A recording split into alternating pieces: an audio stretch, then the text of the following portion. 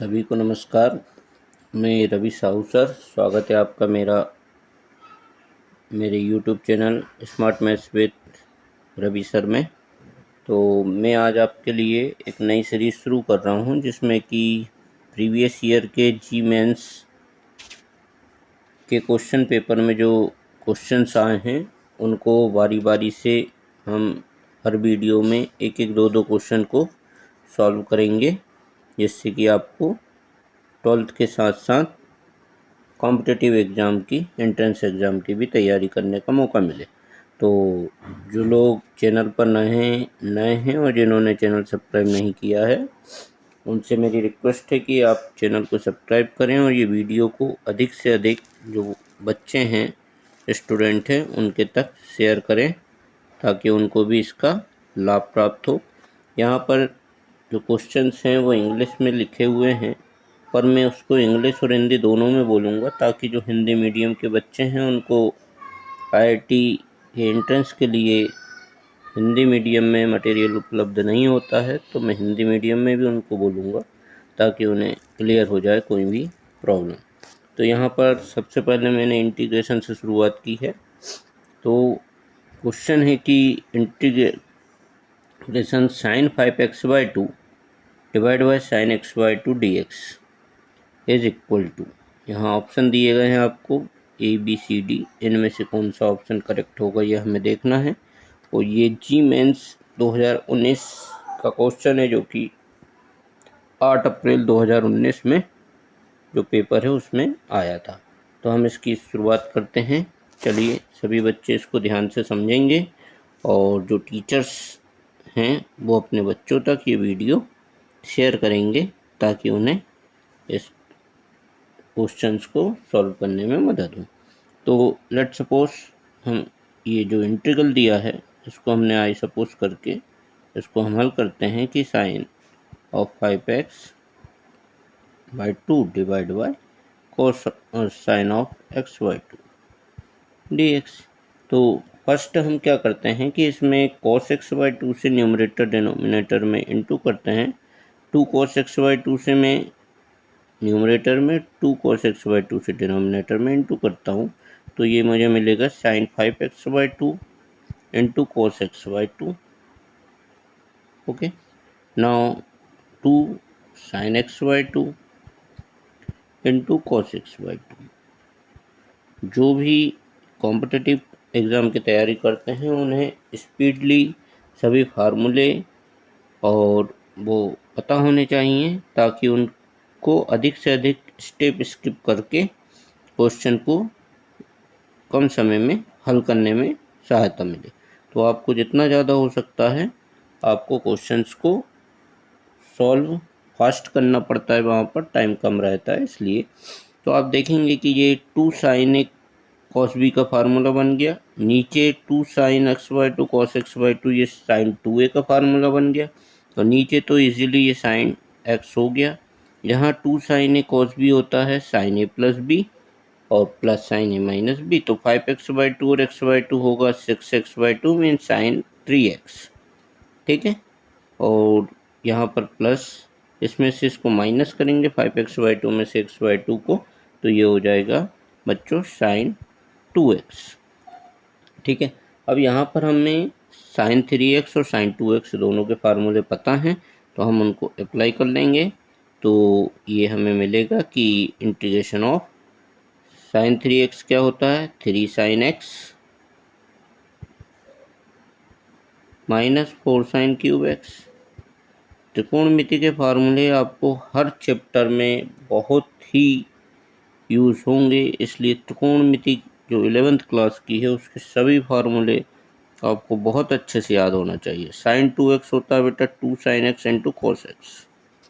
ठीक है, और यहाँ पर हमारे पास है नीचे sin x dx, टोटल हमारा ये चल रहा है। तो आप देखेंगे यहाँ से वहाँ तक आपको sin x कॉमन मिल रहा है ना। तो मैं sin x कॉमन लेकर sin x से sin x कैंसिल करता हूँ, तो मुझे फाइनली मिलेगा इंटीग्रेशन ऑफ, यहाँ से sin x हट आएगा तो मुझे मिला 3 माइनस यहाँ से मिलेगा मुझे 4 sin² x। ठीक है। और यहाँ से बेटा साइन एक्स निकल गया तो यहाँ 2 cos x बचा, है ना, और dx। अब आप जानते हो कि 2 sin square x cos 2x के फार्मूले से क्या होता है, 1 माइनस cos 2x। तो यहाँ से 2 तो हम इनटू में लिखेंगे और 2 sin स्क्वायर एक्स का फार्मूला लिख देंगे। तो ये होगा हमारे पास 3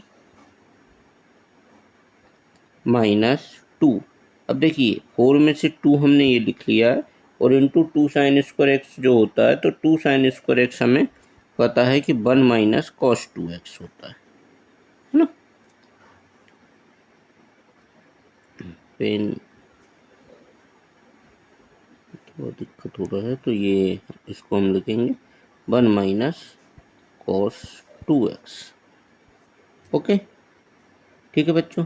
और फिर यहाँ हमें 2 cos x तो यही और ये dx।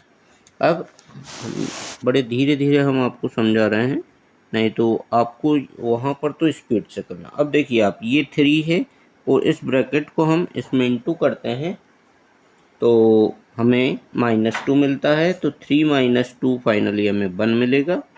ओके, और ये -2 का यहाँ इंटू करोगे आप तो माइनस इंटू माइनस हो जाएगा बच्चों प्लस, है ना, 2 cos 2x।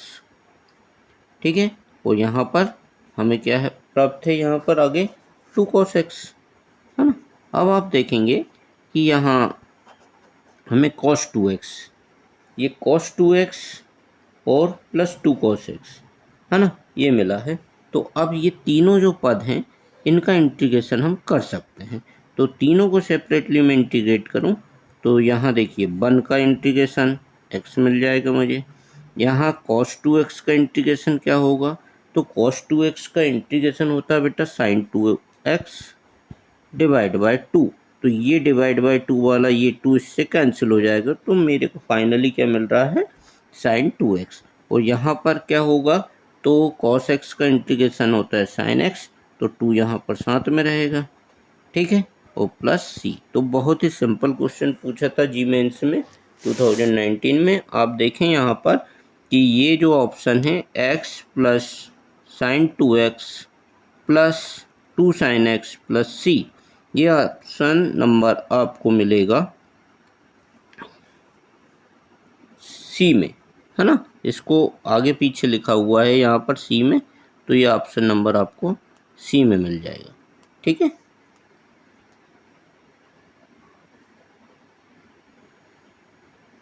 ठीक है, तो यहाँ पर आपको sin 2x के साथ यहाँ पर आपको 2 नहीं है, इस 2 को गलती से लिखा गया क्योंकि बी और सी ऑप्शन सेम हो गए हैं, है ना। तो यहाँ पर आप मान के चलें कि यहाँ पर ये 2 नहीं है ना। तो इस 2 को हम हटा देते हैं, तो हमारा जो ऑप्शन नंबर सी है वो करेक्ट ऑप्शन होगा, ठीक है। तो आपको इस प्रकार से ये सॉल्व करना है, ठीक है।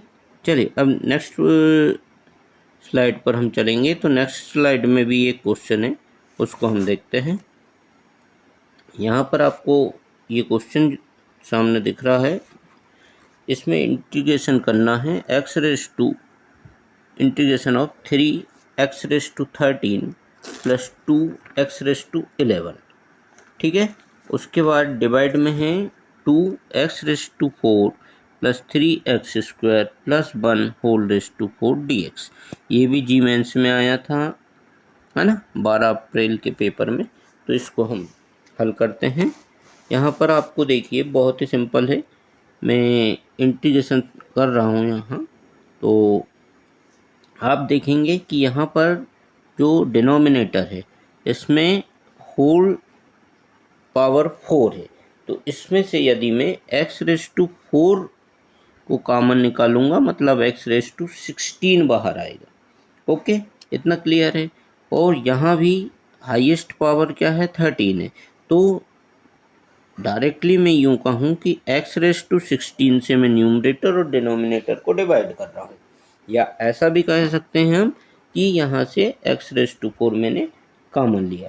तो अब देखिए आप x रेस टू 4 जब हम यहाँ से कॉमन ले लेंगे डिनोमिनेटर से, तो डिनोमिनेटर में क्या बचेगा यहाँ पर, तो ये डिनोमिनेटर आप ध्यान से देखें, यहाँ पर x रेस टू 4 कॉमन ले रहा हूँ मैं, यहाँ 2, ओके, यहाँ पर x स्क्वायर अपॉन में आ जाएगा क्योंकि एक्स रेस टू 4 कॉमन लिया मैंने, और यहाँ 1 upon x raise to 4 whole raise to क्या है 4 है हमारे पास। अब ये तो हमने डिनोमिनेटर से लिया, इतना ही हमको न्यूमरेटर से लेना है, तभी एक्स रेस टू 16 से x raise to 16 cancel out होगा। तो ये हमारे पास हुआ 3 into x 3 divide by x cube हो जाएगा, है ना, क्योंकि एक्स रेस टू 16 बाहर लिया हमने, plus 2 upon x raise to कितना हो जाएगा, हमने क्या लिया है 16, तो हमारा 11 है तो यहाँ 5 बचेगा। ओके, तो आपको यहाँ पर ऐसे ध्यान से इसको करना है कि हमने क्या किया है। फिर से आप देखें कि एक्स रेस टू 4 यहाँ से हमने कॉमन लिया, ये है ना, तो एक्स रेस टू 4 जो है वो क्या एक्स रेस टू 16 बन के बाहर निकलेगा ना, क्योंकि होल रेस टू 4 है, तो हमें यहाँ से एक्स रेस टू 16 को बाहर लिया, है ना, इनडायरेक्टली। चलिए अब आप देखेंगे कि यहाँ पर एक्स रेस टू 16 ऊपर से कॉमन लिया, नीचे से कॉमन लिया, दोनों तरफ से न्यूमरेटर और डिनोमिनेटर से वो कैंसिल आउट हो गया है। ओके, अब आपको जो डिनोमिनेटर मिला है इसको यदि मैं मतलब 2 प्लस पेन देना है,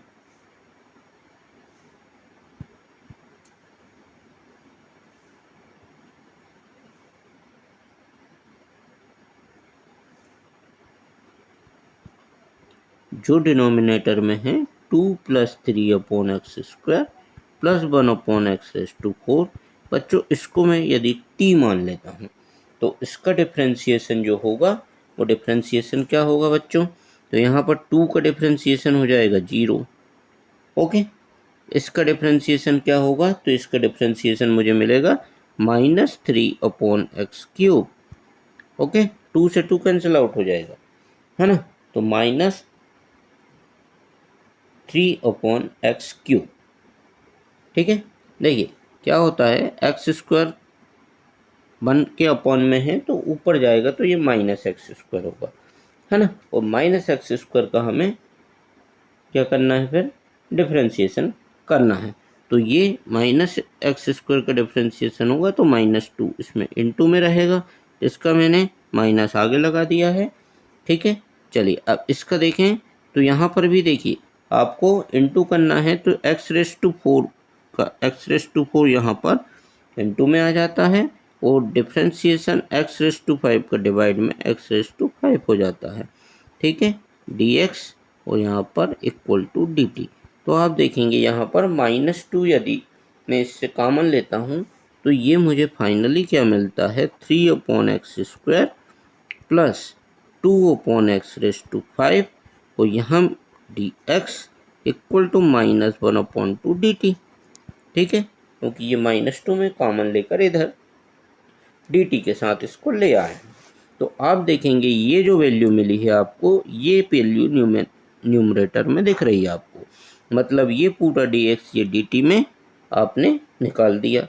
तो फाइनली हमें क्या मिला है, -1 अपॉन 2 को हम इंटीग्रेशन से बाहर लिख देंगे, यहाँ dt whole divide by t। हमने क्या किया, इस पूरे को डिनोमिनेटर को t पुट किया है और उस पर पावर कितनी है 4 की, तो ये t रेस टू 4। ओके, अब इसका हमें क्या करना है इंटीग्रेशन करना है, तो हम इसका इंटीग्रेशन करेंगे तो हमें क्या मिलेगा, t रेस टू 4 है, इसका इंटीग्रेशन कर दो 1 अपॉन टी रेस टू 4 का, तो -1 अपॉन 2 ऑलरेडी है, इनटू ये हमें क्या देगा t रेस टू, यहाँ पर ऊपर -4 होगा तो ये -3, और डिवाइड में भी क्या होगा हमारे पास -3 मिलेगा। ओके, तो ये फाइनली हमें मिल गया। यदि इस टी क्यूब को हम नीचे ले आए तो फाइनली 1/6 टी क्यूब। ठीक है, और टी की वैल्यू हम वापस यहाँ रखेंगे तो हमें मिलेगा 1/6, और टी की वैल्यू जो हमने पुट की थी यहाँ पर, है ना, इस वैल्यू को हम वापस पुट करेंगे 2 + 3 upon x square plus 1 upon x raise to 4। Okay, तो ये हमें यहाँ पर मिला, और ये क्या है इस पर 3 की पावर हो गई होल क्यूब। ठीक है, तो तो बच्चों अब इसके आगे हम क्या करते हैं, इसका एलसीएम लेंगे, क्योंकि हमें जो ऑप्शन दिए हैं उसमें हमको आंसर लाना है। तो चलिए एलसीएम लेते हैं हम। तो एलसीएम लेने के बाद पिछली स्लाइड को देखते जाएंगे हम। पहले इस स्लाइड में 1/6 था, है ना, और फिर इसका एलसीएम लेंगे हम। तो सबसे बड़ी पावर यहाँ पर जो आपको दिख रही है वो 4 है, ये वाली पावर है 4, ठीक है, 1/x⁴। तो यहाँ पर हम x⁴ एलसीएम लेंगे और इस पर पूरे की पावर कितनी है, 3 की। तो बेटा ये x⁴ और होल रेस टू 3 है, तो x⁴ बनेगा। ओके, तो चलिए हम x⁴ लिखेंगे ऊपर। तो यहाँ पर x⁴ ओके, थोड़ा नीचे लिख दूँ, उसमें आएगा नहीं, है ना।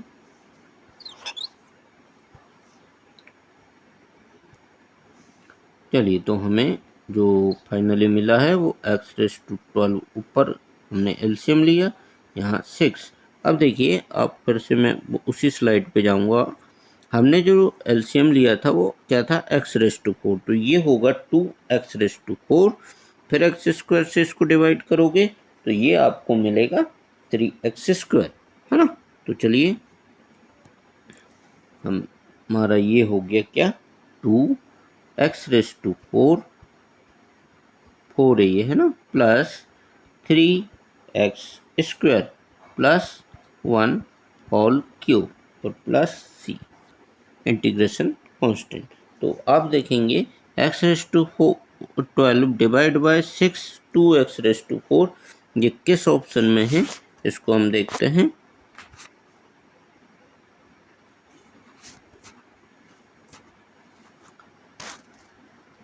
x⁴ 6 और ये हमें मिल रहा है ऑप्शन बी। तो बी ऑप्शन हमारा करेक्ट होगा बच्चों। कौन सा ऑप्शन, ये बी ऑप्शन जो है ये करेक्ट ऑप्शन होगा। तो आपने देखा कि इस प्रकार से हम ये क्वेश्चंस को आसानी से सॉल्व कर सकते हो। ये मैंने समझाया आपको, इसलिए इतना टाइम लगता है। जब हम वहाँ पेपर में करेंगे तो स्टेप को बहुत स्किप करेंगे और फास्ट आप इसको हल कर सकते हैं। तो ये हमने आज 2 क्वेश्चन सॉल्व किए, इसके बाद भी मैं आपके लिए और जी मेंस के ऐसे ही क्वेश्चन लाऊंगा। आप इन वीडियोस को सिस्टमेटिक कॉपी में सॉल्व करें ये क्वेश्चंस, और ज़्यादा से ज़्यादा शेयर करें। और यदि अभी तक आपने चैनल को सब्सक्राइब नहीं किया तो आप सभी चैनल को सब्सक्राइब करें और अपने फ्रेंड्स तक इनको शेयर करें। ओके बच्चों, थैंक यू। जल्दी मैं आपसे मिलूँगा अगले वीडियो में जी मेंस के क्वेश्चन को लेते हुए।